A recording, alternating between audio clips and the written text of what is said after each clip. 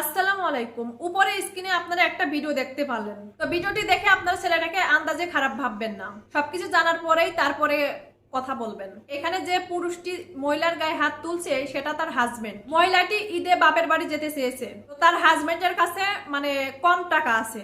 শ্বশুর বাড়ি যাইতে গেলে তো আছে না, কিছু তো নিয়ে লাগে। শ্বশুর বাড়ি যাবে সেরকম টাকা তার কাছে নেই। এর জন্য স্ত্রীকে বলেছে যে এখন যেতে পারবে না সে। তো তার জন্য স্ত্রীর মন ভালো করার জন্য একটা পার্কে সে নিয়ে আসছে।